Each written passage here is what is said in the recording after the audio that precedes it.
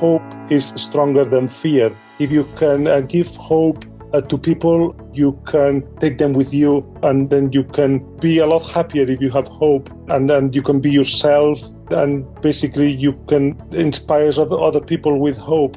My name is Joan Pons Laplana, and I share hope. Welcome to I Share Hope, the podcast where world leaders share their real stories of hope and how you can use actionable hope to start changing your life today. And now, here's your host, Chris Williams. Hello? Joan. Hey, it's Chris Williams. How are you, man? Can you see me? I can see you just fine. Can you see me?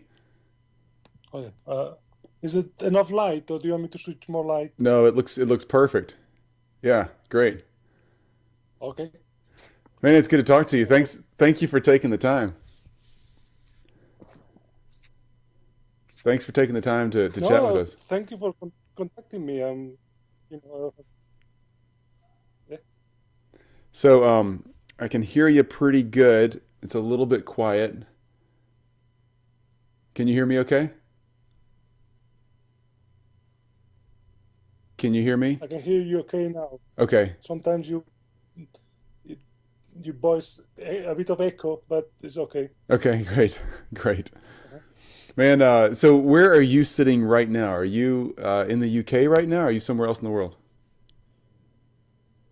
Yeah, no. I'm at home. I live in Chesterfield.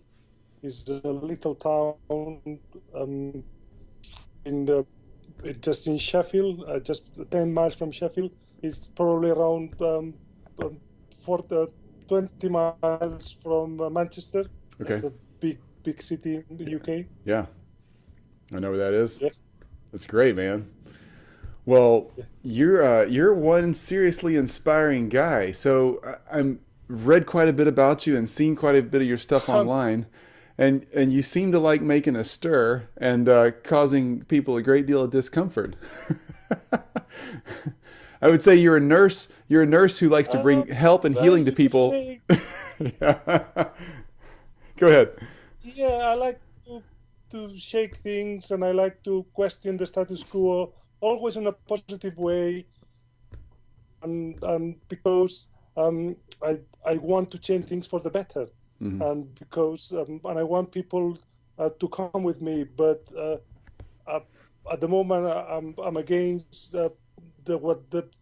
all the changes that are coming from top down. I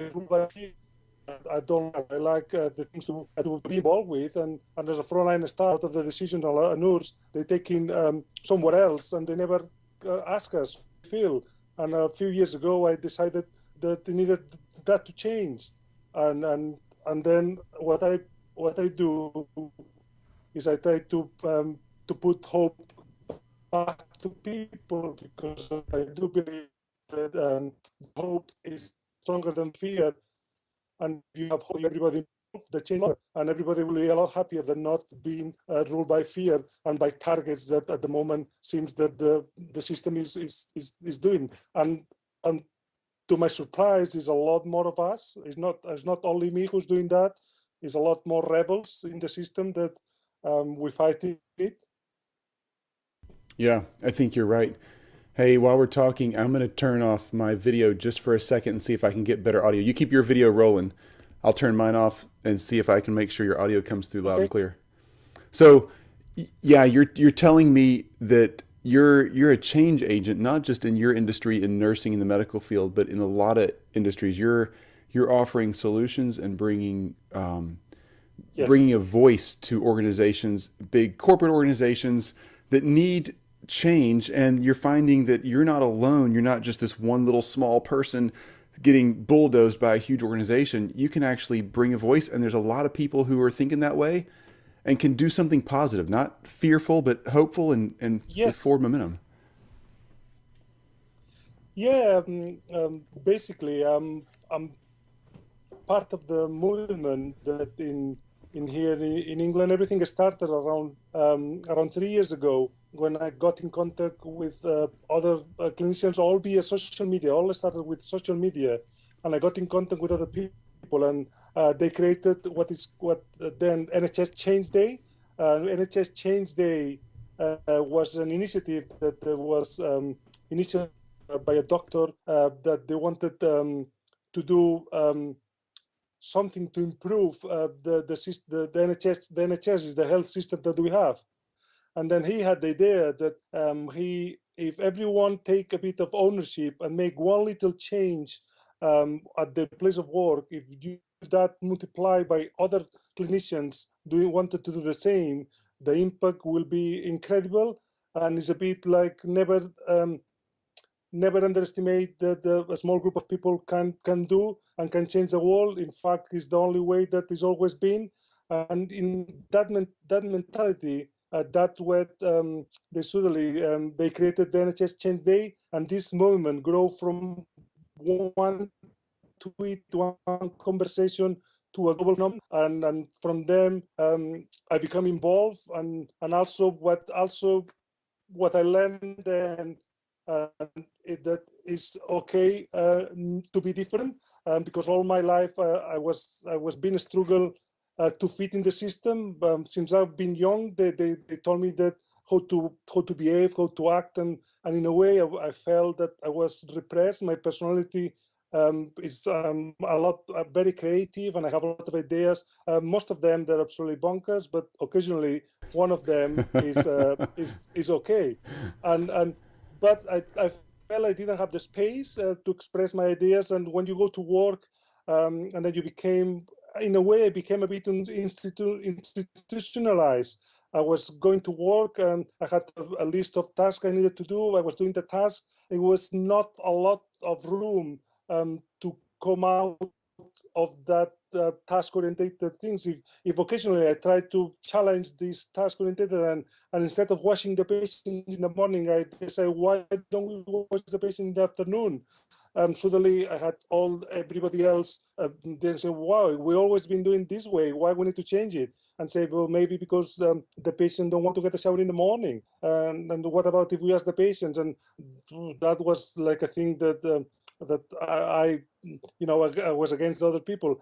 And then in a way, I didn't want to be a troublemaker, and I ended up wanted to fit in. I wanted to be accepted by my peers and my colleagues, and in a way, I lost a bit my shine on the way, and then I became just basically part of the system. And at the end, after 10 years of doing that, I was going home demoralized. I felt very, very frustrated, and it's very, very hard. All my energy that I had, I used to spend trying to be somebody that I wasn't, and that's take a lot of energy. And then one day I came in contact with the NHS Change Day movement, and for the first time they told me that it was okay to be different. It was okay to have your own ideas, and it was okay to start change without asking any permission. And what that did is they put me in contact with other colleagues and other people, and suddenly I realized that I was not on my own, because very often I thought that I was a rebel, like a rebel without cause, because I didn't know anybody else who would think like me. And what NHS Change Day did was connect me with other clinicians.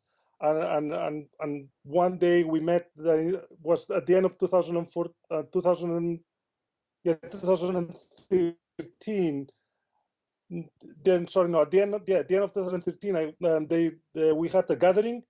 And that day I went down and I entered the room. After half an hour, I started crying. But I cried because I was so happy, because I felt that I found where a place I belong, that I could be myself.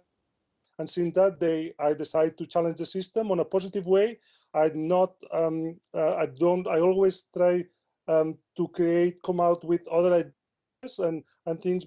And when the people answer me, oh, why you like to change things and everything? I say, well, why not? If I like to try different things. If they can get better, then the better for the patients. And also, if it can improve the workplace, then everybody will be happier. And they say, and the people ask, don't you need permission? And say, why I need permission? And I'm doing something that I don't need permission. Just to do small things. I'm not trying to change all the system, but if I do one thing and everybody does something different, be better. And I always, when they ask me, when people challenge me and say, "Bo, who's give you permission?" and say, "Bo, who is refusing for you to do it?" And the answer always come back to me, "But nobody's told me that I cannot do anything." Then say, "Bo, if nobody's telling you that you cannot do anything, but do it."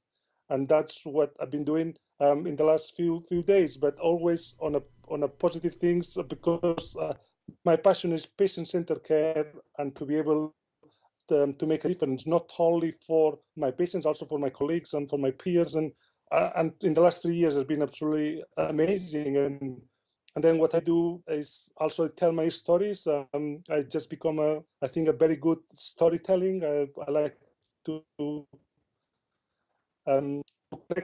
because I think I believe that to be able to make a difference, you need to know the other person, and you need also to have a space to communicate to each other. A lot of my colleagues, nurses and doctors and everything, they think that they have time and they need to go quickly and everything, and sometimes we don't listen to each other. And I always do believe if you spend 10 minutes listen somebody not saying anything and listening, very focusing what the people say, maybe you spend 10 minutes there, but in the longer, you're going to save a lot of hours, because you will get the treatment, you will get what the people want and everything right the first time. And not only you're going to get it right, you're also going to save stress, time, and the people are going to be a lot happier, because you will be able to do things that they want. Because at the moment, what a lot of people does is we give people what we think they want, and a lot of often we get it wrong and third time, and what this Spanish say that if you are in a hurry, get dressed slowly. I don't know what's that. That's the translation, and I always believe that if you go slowly but do things properly from the beginning, you're always going to save time at the end. Yeah, this is good. A few of our interviews for I Share Hope have been with people in the medical field, because we're getting a true cross section of global population, and interviews like this are often the most downloaded and most listened to, because I think people are so interested in finding a better way to care for their loved ones and for themselves. And if you're in the medical profession, finding a better way to care for those you see every day.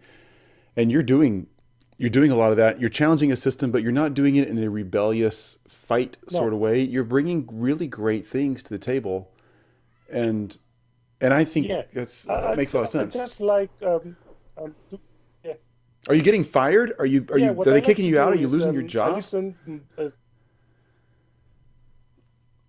I did in the past. I'm not gonna deny that I'm not lost my job because I challenged the system. In the past, talking about probably 5-6 years, I did get fired because when for example, I was in when I used to work in A&E, this rule in England that they say that in 4 hours you need to see, treat, and discharge the patient back home. If you discharge or in the hospital, and then the ward gets penalized. And I was horrified of that, because I say, "Well, I cannot see some patients, they cannot be seen, diagnosed and discharged in 4 hours." Especially, for example, this is a frail lady who had to fall at home. I wanted to know why this lady has fallen at home, and what can I do to prevent that the lady not to fall again. And then my manager used to say, "I don't care why the ladies fall. The important if it's fall, you just mend the lady and go back home." And my question is, if I send the lady back home, it's going to come back to us because it's going to fall again. Unless I put the solution on why the patient is falling, it will come back to us. And what the manager used to say, "I don't care, as long as I hit the targets. If the patients come back again, then I can charge another admission to the hospital." And I used to say that's horrific. And then I challenged that, and then I was the troublemaker, and I got dismissed. But a few years down the line, there was an inspection to the hospital, and it was highlighted, and the lady who sacked me got sacked. And in a way, I'm not saying that everybody at the end gets what deserved, but in a way, the people needs to come first. I believe if you see people first, forget about the targets. If you see the people first, the targets will come later on. And that's what I always say. And the things that in the later time, what I think also is an important thing that helped me with my message and has helped me a lot is social media. I have a quite visibility in social media, and also in Twitter. I have an account. I think I just half an hour ago I just found you on Twitter. Great. And I have over 14,000 followers, also connecting me with people and also making me stronger. But also I learn also to listen, because I always believe that management, we all want the same. Management and frontline, and they're not opposite. They all want the same. We all want to deliver the best care possible. But sometimes we don't speak the same language. In the last few years, I became a bit clever, and I became a bit more, okay, I learned the language of also management. Then I managed to challenge. Because at the beginning, when I suddenly found this new energy and these new things, I was a bit rebellious. I was like, what you call that Braveheart. I don't know if you've seen the film from the Scottish guy who went charged against, I think it's Bruce Wallace or something like that. I went like that with I thought that I was invincible, and then I charged against the management to change the system. Of course, the managers, they say, who are you? But also a lot of in a way, it's like playing a big game of chess. You need to move your pieces, but also you need to learn the language and everything. And with that, I managed also to bring a lot of managers to see what I see, because I don't pretend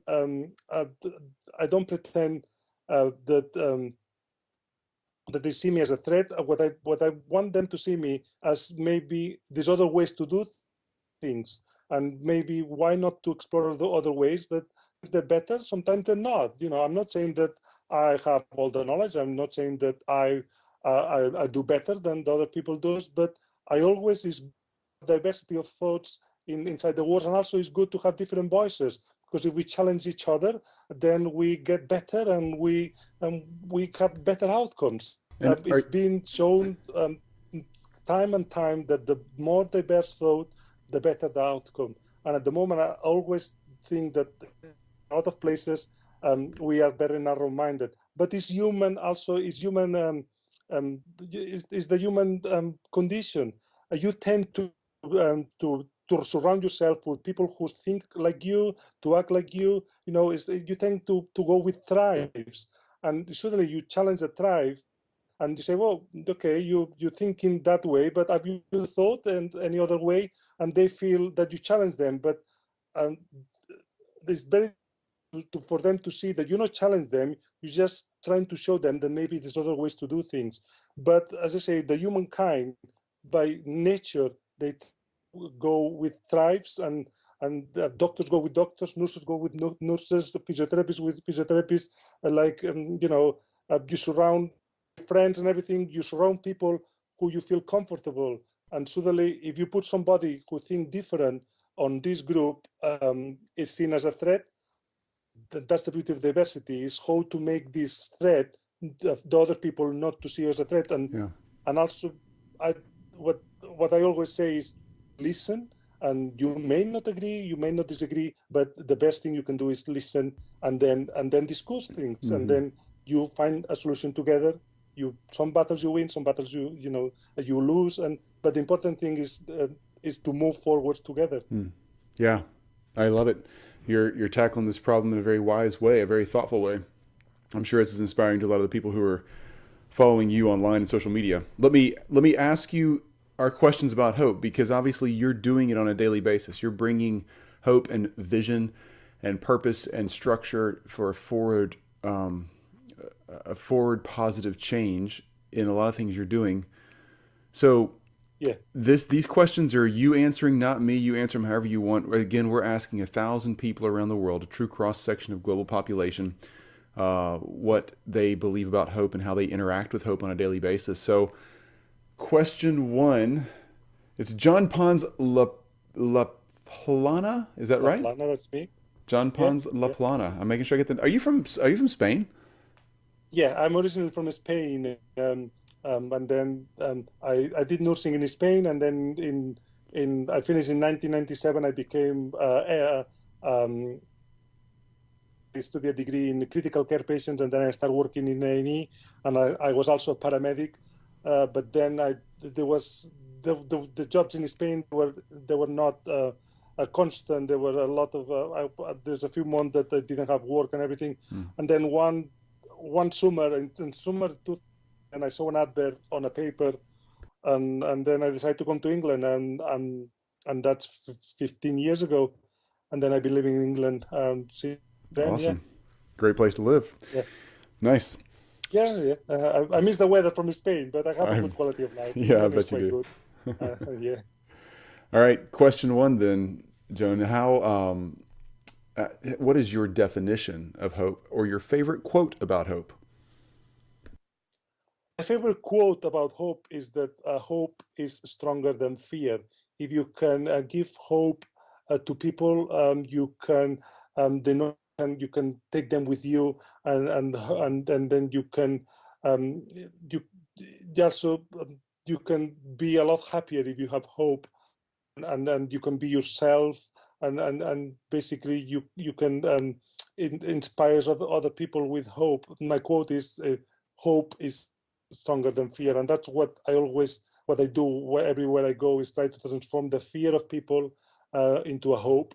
And a lot of times is showing me as example and walking the walk. I always believe that anybody who wants to tell other people, they need to do it themselves. I don't like leaders or people who do to tell you to do things, and then when nobody's looking, they do completely opposite. That's great. I do believe one of my values that I need to walk what I do, and if not, I don't say it. If I don't really believe what I'm saying or what I'm doing, I'll rather not to say it. Because I always believe it's because for a lot of years I was trying to be somebody that I wasn't. I was trying, and I was very miserable. And now I decided that I need to be honest with everybody. And honesty is also part of. That's great.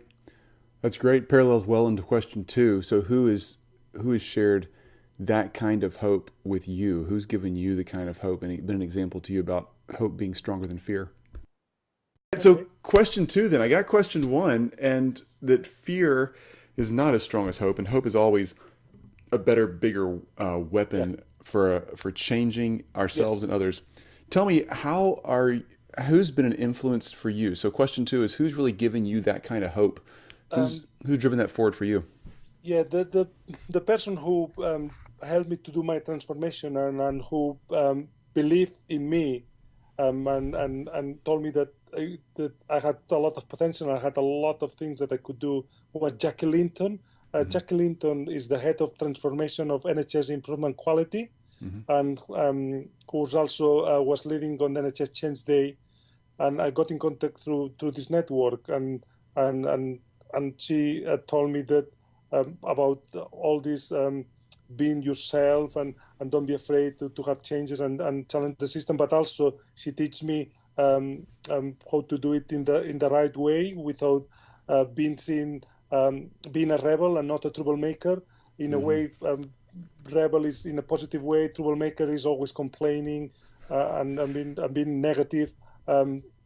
Troublemaker, what rebel it is for me is then you challenge in a positive way, but also you produce other ways and other options. And for me, Jack Linton gave me hope. Gave me hope and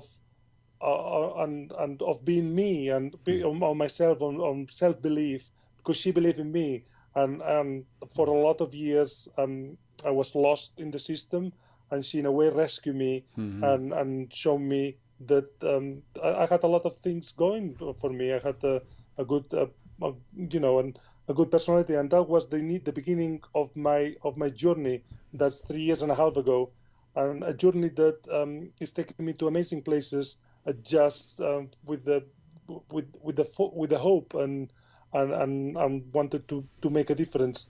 I never know where I'm gonna go, and I don't. People ask me, "Oh, what's your goal? Or what do you want to achieve?" I say, "Well, I don't know. I'm just walking one step at a time, and I'm making my way as I go along, and I go where my heart. I let my heart also rule, and obviously I have my head, but I rule. I let my feelings also talk to me, and I get involved with projects and things to it. But also with my heart the same. I don't do because what's on it for me. I do it because I feel this is the right thing to do. And also I learn also to be more true to myself. And I own that to Jackie Linton. And I always, every time I see her, and I always told her that she's my savior. And she laughed every time that I told her. Yeah. That's awesome. Very good example. It really is. All right, question 3. You may have already hit question 3. You've told a lot of your story already, but is there a time in life when you can look back and say, for me personally, here's when I really had to really hang on to this hope that I'm talking about to get through a tough situation? Yeah, as I say, 3.5 years ago, I was in a very low point. I nearly left nursing. I nearly left the profession, and then I was looking what I was of my late 30s, and I said, well, what I'm going to do with my life? I wasn't happy at work. I wasn't happy either at home. I was miserable. And then suddenly I met Jackie and told me that, no, you have great potential, believe in yourself, but obviously that transformation don't happen. It's not that you switch you switch the light and suddenly you became you believe in yourself and everything. It takes a lot of times. And what I did at the beginning, and I used to follow.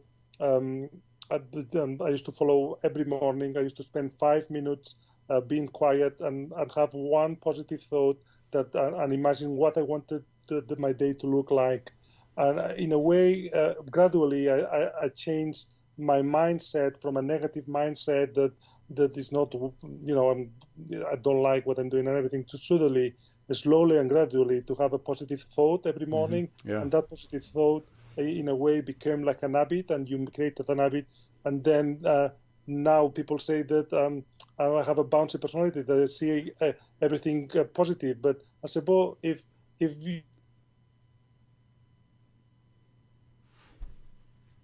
you focus on the 19 things, focus on the one thing is good. Hopefully, if you focus enough, then one thing will become 2, 3, 4, and then will grow. If you focus on the 19 things that are wrong in your life, nothing else is going to go right. You need to focus on the positive and grow from there. And awesome. But that change of mentality, it took me a while and everything. And it's very easy to go back on a vicious circles and go to negativity and everything. But that helped me a lot. It is interesting how powerful hope is in comparison to fear. Hope is more powerful, but fear is the easiest thing to run back to. Oh yeah. It's so backwards, but completely agree. Because of fear, in a way, and you don't need to do any action. Everything. Fear, basically, you do is the easiest way to do it, because you do what you've been told. You learn not to raise your head above the parapet. You know basically to function in society, and suddenly if you have hope, you in a way you challenge that.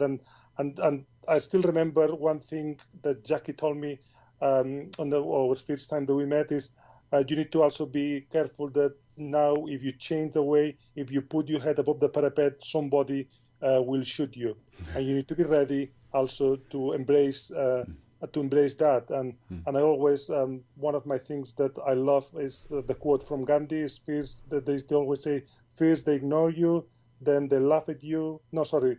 first they what can they say? First they deny you, then they laugh at you, they ignore you, and then you win. Mm-hmm. Yeah, I think that sounds right. Yeah. And that's what I say. It comes being this in a way the thing I do. It comes with risk, but I will never go back to live in fear. I was living in fear, and I'm a lot happy now living in hope. And because I can feel life around me, and you only live once, and if you spend all your life living in fear and being miserable, for me, it's you waste your life, and even sometimes it's in a way harder to live hoping and everything. The rewards they're a lot stronger, and the days that everything goes well and everything, then I love it, and I will never go back to live in fear. I love hearing that. That's encouraging to me. All right, so this Gandhi quote: first they ignore you, then they ridicule you, then they fight you, and then you win. Yeah, exactly. That's more or less what I always what I do. But I don't fight. I don't go against them. I told you what I think. I always, when I challenge something, I don't go like a matador, because I'm Spanish. I don't go into the front of the bull. I just try to study the bull and everything, and then show, well, there's other things to do, and then what I like to always to see myself is the best way to change is not to do it yourself, is to plant the seeds in somebody else, and they grow the ideas that you have. Sometimes when I've done things and I see other people that they take the same idea and everything, and I still remember one of my best friends used to tell me, you've been telling that for the last 3 years, and nobody listened to you, and now this chief executive is saying exactly what you say, and now they're doing it. Are you not hungry because it's your idea? Well, the important thing is not me, it's not the chief executive, it's the idea. The important thing is the idea is gone through, and now they're going to do it. And the idea is above me, and I'm very happy that I don't care who's doing it, is that somebody's doing it. It's my idea, any idea. I took the idea from somebody else. It's about sharing good practice, and don't matter where it's come from. That's right. If it's done, that's the good thing. That's absolutely right. Man, I love that humility. That's good leadership on your part. Nicely done. All right, question 4. How are you sharing hope today? You've told us a lot of what you're doing already, but what are you doing for you? How I'm sharing hope is I get involved in a lot of projects, and I use also social media. I do a lot of articles. I write a lot. I write opinion articles that more and more magazines are publishing, and I'm a bit surprised myself. 3 years ago, I could never write anything, and in a way, I thought what I do is I put all my thoughts into things and then I wrote about it. I wrote about junior doctor strikes that happen now. I found about safe staffing and everything, but I always I say what I think should be the solution. I don't criticize what it is. I'll say what my opinion is and how we can make it better. And to my surprise, I realized that other people have a lot of feedback, are thinking from me, but they're afraid of talking and saying what I think. And for me, that's a very good reward if I can say what other people are thinking, but at the moment they're not strong enough to express it. That for me, it's meaning that if other people are thinking the same as me, that means that I'm not a crazy one. That means that more or less, if a lot of people think the same, that it's because it probably makes sense in a way. Yeah, it's true. That's really true. And leadership only works if other people want to follow you. The thing is that most people don't want to be the first one out of the gate, and that's what you're doing. You're just stepping out there and giving everybody a little courage that it's okay. Come on out. Yeah. In a way, because somebody needs to do it, and I don't mind. I don't have fear, and I want because I want other people to feel they can do it, and then I encourage other people to start doing things and everything. And I have a networks. I'm part of the NHS Change Day, who encourage other people to do some change. We're gonna we are on the 2012. That will be the 4th year running. Wow. And now it's gone to 18 countries. NHS Change Day is gone to America, to Australia, to Sweden, to Finland. Wow. A lot of places, and they have a website, and I'm more or less taking care of my region as a coordinator and everything. But the fact that last year 800,000 people pledged to do one little change, and that is absolutely amazing. I mean, wow. And that's the power of also from frontline people from the frontline want this change, and also I'm part of what is called the Caremakers Group. That in a way we are the ambassador of the 6 Cs. The 6 Cs is an initiative from the chief nurse of England. It's about that basically is the values that every nurse should have. That is care, compassion, commitment, competence, courage, and I always forget the 6th one. Oh, the 6th one's not important. Yeah, I always forget the last one. But in a way, also being an ambassador, also what I also do is I talk to a lot of students. I get a lot of energy from people who are just newly qualified and things, and also it's also I do a lot of I love talking to people and gather a lot of thoughts of different people. Sometimes people say, "How do you describe yourself?" What I like to describe myself as like a sponge. I absorb a lot of knowledge and then analyze it, and then I create my own visions and things, and I like to listen people who maybe I never thought of listening, and with an open mind, and sometimes I say, oh, they make more sense than the people who I thought that they were the right ones, and say, and I always say, an idea never is a bad idea, never is a bad thought. The important thing is you communicate your ideas and thoughts, and then learn from them. And I also I do believe, one of the things that I always predict and tell people that the people, they should lose the fear of getting it wrong. I always told them we should go back like when we were children. How do we learn when we were children? We learn by failing, and we learn by testing. Then, suddenly what you do when you're a child, you stand up, you do 2 steps, you fall. And next time you stand up, instead of 2, you do 3, but you fall again. And it's about testing and challenging yourself and failing.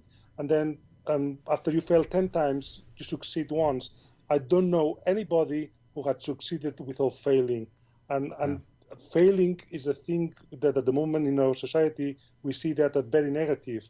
And I think we need to change the concept. Failing should be celebrated and learn from it. And then when you learn from it, then you succeed. I agree. A clear example is I love basketball. Michael Jordan, for example, he was not make the cut for the college, for the team of the college. Right. Michael Jordan, the best player in the world. Right. They told him that he was not good enough for play basketball. What Michael Jordan did, he didn't throw the ball away. He just went home, trained again, and then he became the best player in the world. Walt Disney, he was fired from the job because they told him that they didn't have enough imagination. Walt Disney, Oprah Winfrey, he was fired from the television because for the first program because they told her that she didn't have a face for television. Oprah Winfrey now is the number 1 lady in the world. Yeah. And all these things, and the man who, it's clear examples. Everybody, Einstein, when he was at school, they told him that he will never achieve anything, and now he's a genius, Yeah. And people need to see failure as a part of life.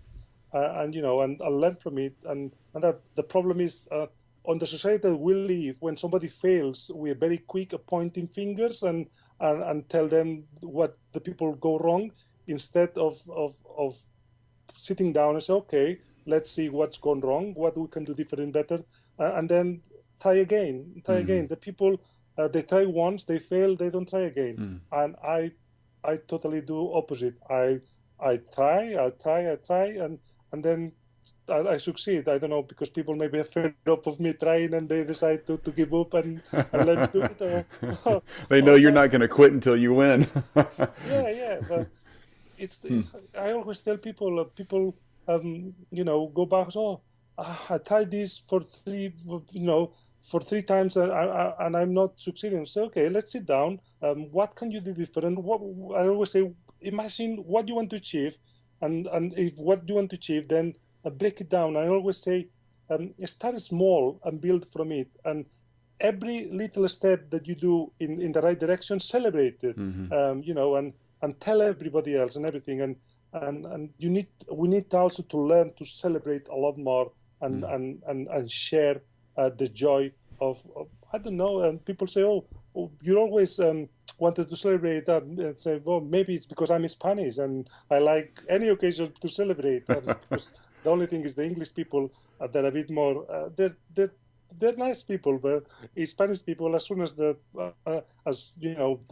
sun goes up, we just go into the street and celebrate. And I just want to bring also the spirit of in what I do is also celebrating people, because when you have when you celebrate, you create an atmosphere of positivity, and that positivity is absorbed by people. And when you surround with people, with positive people and positive vibes, more positive things happen. And that's what I also try to do.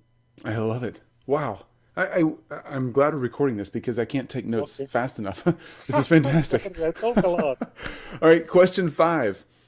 Okay. You're gonna have to just man, you got like a book of stuff you can give us here. You're gonna have to pick like a paragraph of questions. So question 5 is the simple ABC steps, the 1, 2, 3s that we can do as we're listening to you teach us here at I Share Hope. What can we do next to go start sharing hope with someone or grow as a person of hope? We hang up the call, I walk out there, I got a family out there, I got a neighborhood and a community around me. What do I do next? To be able to share hope, you need to have hope in yourself first. First of all, is you need to change your mentality and to have a positive mentality yourself. Unless you are positive, you will not be able to share the hope with anybody else. My first point is what I did is to have a positive thought every day and to think something that went well the previous day, and then focus on that, and that slowly and progressively will change your mentality and become positive. When you have this mentality, then you are ready to share hope. The second stage will be also this to share hope is to lose also the to tell. Sorry, I don't know how to say it in a few words. Start by yourself. Then second one is show by example. Show by example what other people can do. Because I always say, if I manage to do things, I'm not cleverer, I'm not more intelligent, not better looking than anybody else. I'm an average Joe. That if I can do it, anybody can do it. You just need determination. And the other things that I will tell is persevere and do it again. And also lose the fear of failing. That's the third thing that I always tell everybody. And lose the fear of failing and celebrate. Celebrate everything that happens around your life, because every day is unique. And the moment that you have with somebody, it will never happen again. And you need to put your mind on today, because if you put your mind on tomorrow or yesterday, you lose the moment that happened in front of you. Boy, that's great. So focusing on getting my mind in a hopeful place. So something that went well yesterday or earlier today, Remember that, and celebrate that moment is a great way to do that. I mean, you can celebrate that right there, and then taking that first step, be the person in my community that's going to jump out there and say, "Hey, let's make this change. Let's be this person of hope. Let's do this great thing." And I love the celebrating you keep talking about, because quite honestly, we focus on, oh, I got to get up. Oh, the day was so long. I got bills to pay. There's all these negative things, but man, I can celebrate talking to you because you've inspired me. I don't mean that in a silly way. I mean that for real. This is I can celebrate this. I can celebrate that we finally got the internet connection going fast enough that it's working great. No, thank you.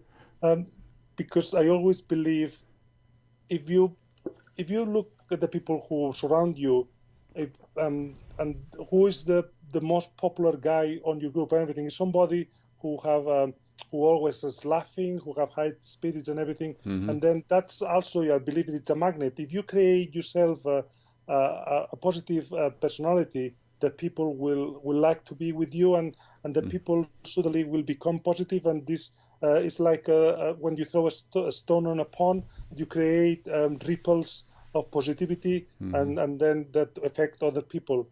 And that's what I always say. If you're positive, other people will also become positive. I love it. Wow. Okay, Joan, how can we follow you? So Twitter, Facebook, websites, rattle them off. What can we do? Twitter, I'm on my Twitter handle is the best Joan. Okay. The best Joan, TheBestJoan. Yeah. Got it. Facebook, unfortunately, I it's only reserved for my family. I mean, I don't do a lot of on Twitter. No problem. I do a lot of on LinkedIn also. LinkedIn. Yeah, LinkedIn. Yeah. LinkedIn is the professional Facebook, I think. It's Facebook for jobs. What I learned is that LinkedIn, a lot of managers and a lot of people, chief executive and everything are on LinkedIn. And sometimes what I do is when I have something to say, I do two things. One is social media, and Twitter I use to speak with the frontline staff, with the language and everything. That they understand and the ideas, that thing. I share all the things. There's a community of nurses that also that we are there. And then but obviously a change won't happen because I try to get everybody involved. Unless everybody comes together, change will not last. Sure. Because what I do is also I go direct to the managers. To talk to the managers, I use LinkedIn because a lot of them are in there. And I have nearly 3,000 followers on LinkedIn. That's not LinkedIn, it's Ling. Sorry, LinkedIn. Sorry. Okay. Yeah, there's multiple social networks out there. There's so many social networks. Yes. No, good. So LinkedIn, and are you under the best Joan on LinkedIn, or just your name? That's my name. So name Joan Pons Laplana, which is JoanPonsLaplana. In case somebody's writing that down, I want to make sure they get your name. Good. Yes. And because also on LinkedIn, there's a lot of groups, and there's improvement quality groups and other things, and also I do that. What I like from LinkedIn is I read a lot there's a lot of what I call professors and other things, a lot of thoughts. The people are writing a lot of things on there, and I like to spend at least half an hour a day going through all these things to see what can caught my eye and what can I learn today, because what I always say that social media have the use, but I use it also to gather information and to share best practice, and I learn a lot from social media. It's connect me, for example, with you today. I'm talking to you that you're in America, and if you asked me 5 years ago, I thought that you were going to be crazy talking to somebody in America. What is made is the world very small, and to sharing good practices and connect with people is so easy nowadays, and I love it, and I do believe that, and I like to know what other people do. I'm very inquisitive. I like I like to know what other people do, and I learn from them, and then try to apply what I do and everything I do. And that's what I love social media. And I try every day at least an hour to see what people are saying and everything. Because also the good thing is before social media, if you wanted to be up to date with things, you needed to go to internet or to go to the library or to have magazines. Right. Every report, they used to have 600 pages report. And you don't have time to read 600 pages. But what I love from Twitter and social media is somewhere in the world, is read the document and is put a brief, a highlight report of that document. And they only take me 5 minutes to read it, and I'm up to date. Yeah, that's great. All this knowledge that I gain, and also it made me rich not only as a person but also as a nurse. I can guarantee that I'm a better nurse because of social media. People, when I say that, they're shocked because they think that social media basically make people unsociable. But I say totally opposite. If you use it properly, and it can be addicted. I need to say that sometimes it can be addicted, but you need to be disciplined and use it for things and for good things. And I use it a lot for work and everything. And sometimes I'm on my lunchtime and I'm drinking, and people say, "Oh, you're not supposed to be on social media things." But I'm working. It's part of my work. That's right. I'm creating positive change right here on Twitter. Yeah. I love it. Okay, so I'm going to put all those links as well on our website, so isharehope.com, and under the interviews tab, you'll see Joan's name, and then you'll have all the links for his social media accounts, any articles, things that he's doing right now, ways to connect to him if you want to follow what he's doing or get in touch with him. It'll all be there along with the notes from this episode, because a lot of people I know are listening. You're listening to this probably and you're out at the store or running or whatever you're doing. And that way you can head back and grab notes and you can connect with Joan, because good stuff. Yeah. So this is great. I love how the world is so small now. We can connect so easy. I hope that I'm up to your expectations. I don't know. Are you kidding?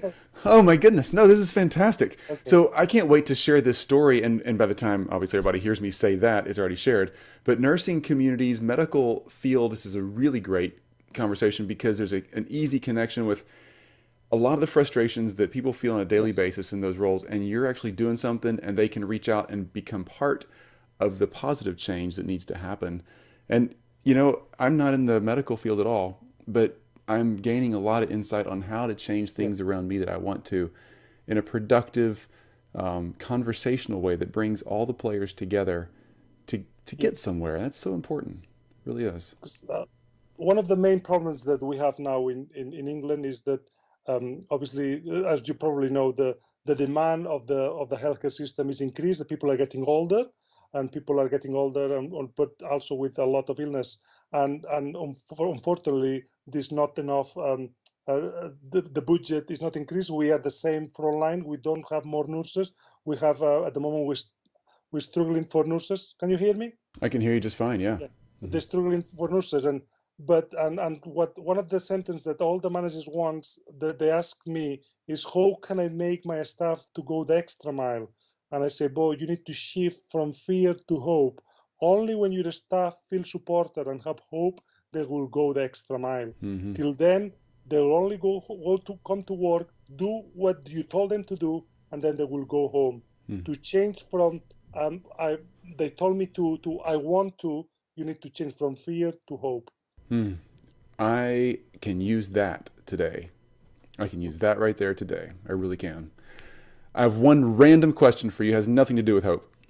I guess it could have something to do with hope. Yeah. So you're from Spain. I assume one of the first questions everybody asks you is, have you ever been part of the running of the bulls, or do you go see it, or, No, it's one of my bucket lists that I need to go to the north of Spain and run in front of the bulls. I'm not done it yet.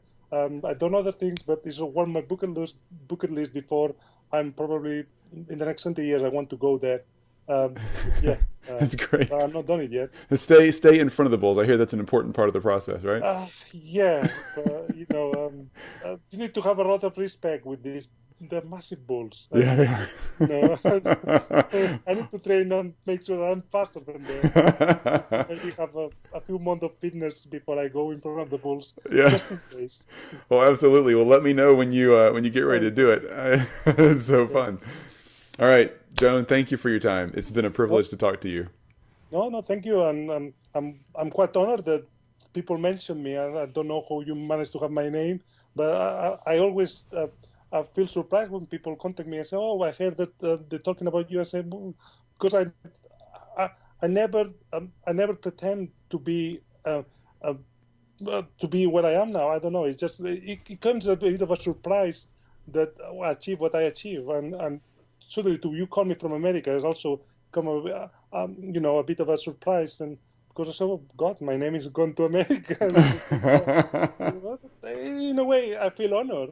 But, well, you've done a lot of work, and you're bringing a lot of hope to a lot of people. And actually, one of my staff members knew who you were first. Her name is Sai, S-A-I, okay. And Sai is a nurse, and she knows who you are. So she's the one who tracked you down and made sure that she's like, you got to have this guy. He needs to be one of our 1,000, and she's absolutely right. I'm glad she did. Okay.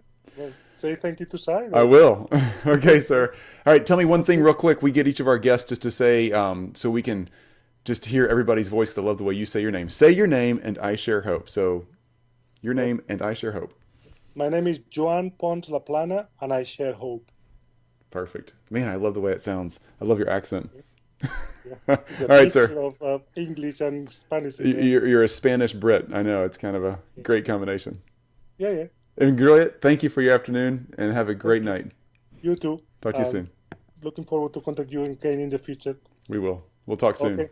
Bye-bye. Thank you. Talk to you soon. Bye. You've just listened to I Share Hope. If you're ready to make a change, head to our website at isharehope.com and claim your free copy of the top 10 actions of hope from world leaders to use hope in your own life. Thanks for listening, and we'll talk to you next time.